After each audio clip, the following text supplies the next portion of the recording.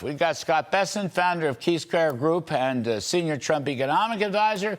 Another Trump economic advisor, Michael Faulkender, AFPI chief economist, former assistant secretary of the Treasury for economics and teaching school at Maryland, someplace in between. All right, fellas, let me just get your take. Scott Bessent, let's just go to the Fed. I want to ask you, I don't understand this.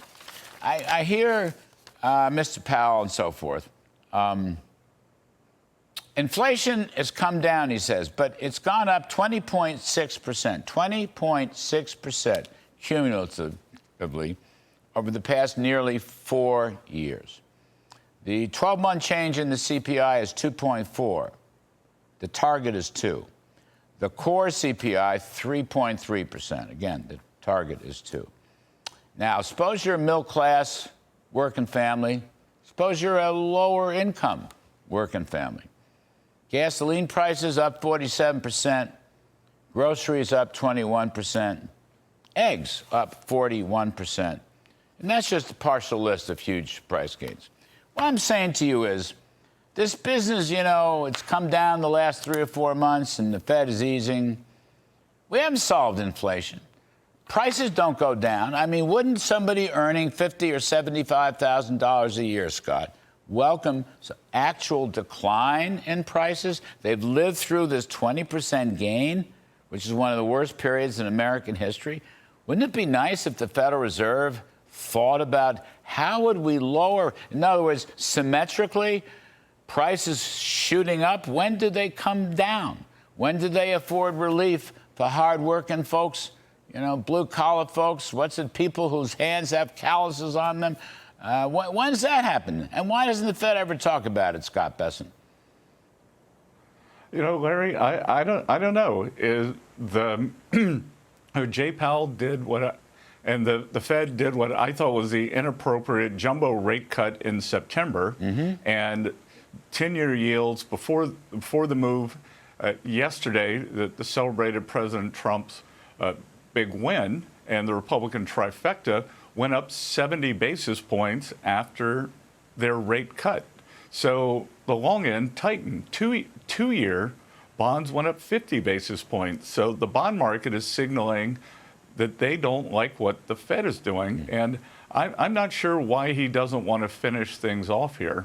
But you know, I thought it was very funny today when one of the reporters said, well, do you think President Trump's going to fire you or whatever? Well, if you like easy money, this is about as easy as it gets. And you know, he signaled they did the cut today. He signaled they're probably going to cut again in December. But I can tell you what President Trump doesn't like, and it's what put him in office and led to the Republican red wave on Tuesday, is exactly what you were talking about, is the diminishment of working families' real incomes. I mean, and you know, that is real. And you know, I'm going to turn it over to Mike because he knows more about the deregulation and the proposals than anybody. But I tell you, this deregulation and energy independence is very exciting.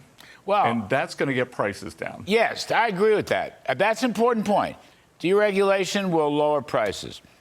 Producing more liquid gold and natural gas. And by the way, nuclear, which the greenies don't like, but these nuclear modules are terrific. It's a renewable fuel. You put all that stuff on the market, prices will come down. I totally agree.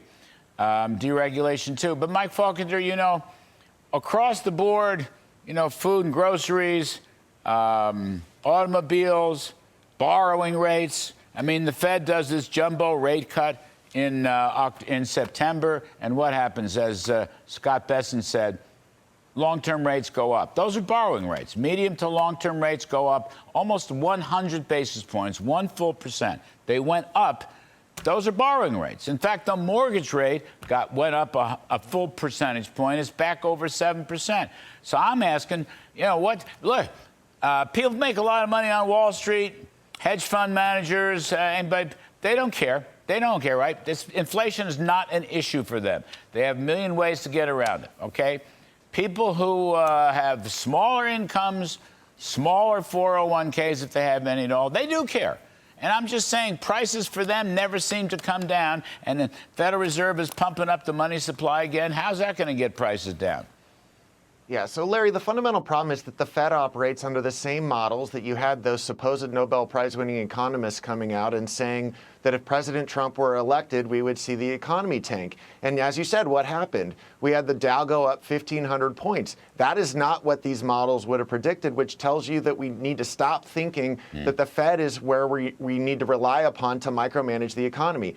Instead, the fundamental problem with our economy all along has been fiscal and regulatory policy. When you jack up spending, when you put 300 million hours of regulations on American businesses, you are going to get price increases. And this is why the president's agenda, as Scott was just talking about, and you said in your riff, is so critical. Because if we can get businesses focused on serving customers and engaging in innovation and not spending hundreds of millions of hours on compliance, then they can get prices to actually come down. If we can unleash American energy dominance so that the cost of everything we do, because as we have discussed many times, energy costs and fossil fuels permeate our economy, and if we can bring the price of oil down significantly, that will not only cut the direct energy costs that consumers face, but it'll bring down food prices. Because what is one of the biggest costs for farmers?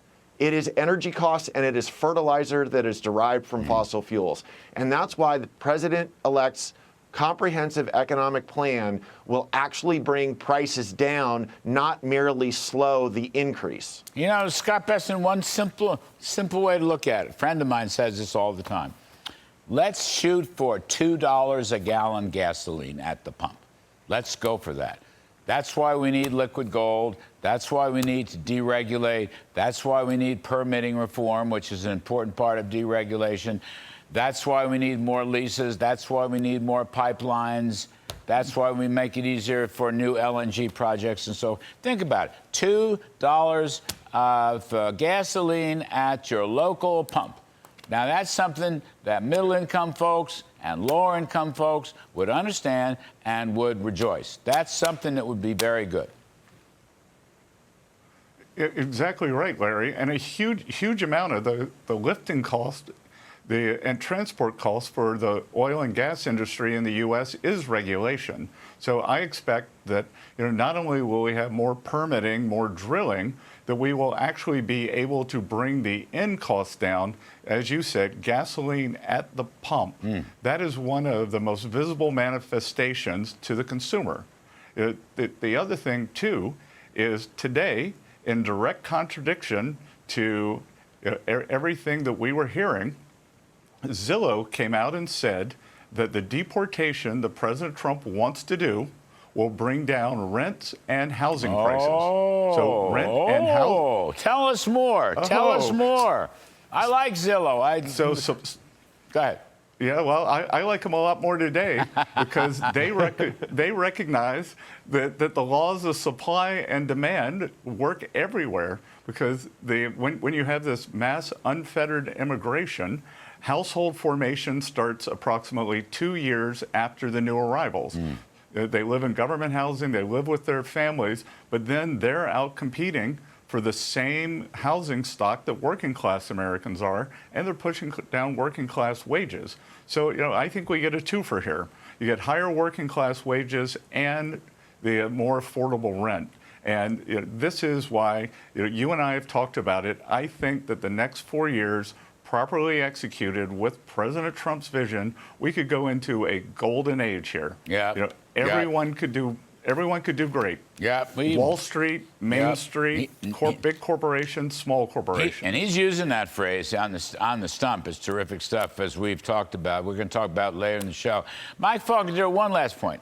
You talk about the regulatory front, which is so terribly important.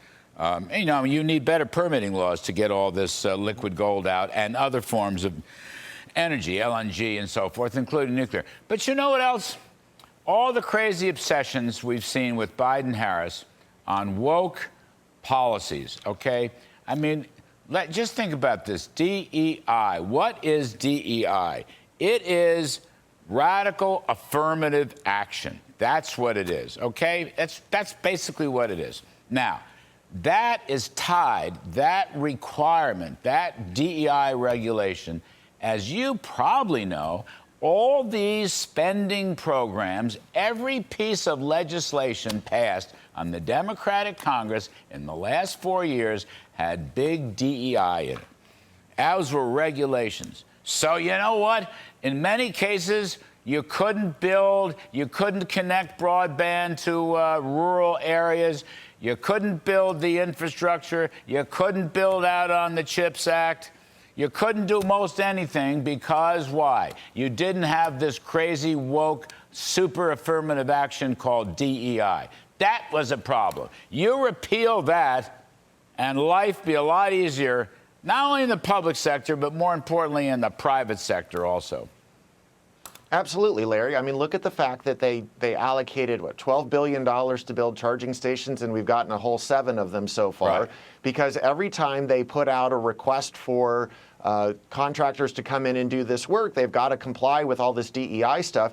And so if you go to the CHIPS Act, hardly any of it has actually been distributed because they're having difficulty finding companies who are willing to put forward proposals that meet all of the requirements. Now, you're right, some of it is in the legislation, but a lot of it, Larry, is being done unilaterally by the Biden administration. And this is something where President Trump and his team on the first day in office can rescind those requests for proposals, put out new ones, and we can get that money actually working effectively. 100%. All right, gentlemen, I got to jump out. Thank you ever so much, Scott Bessent and Michael Faulkender. Good luck.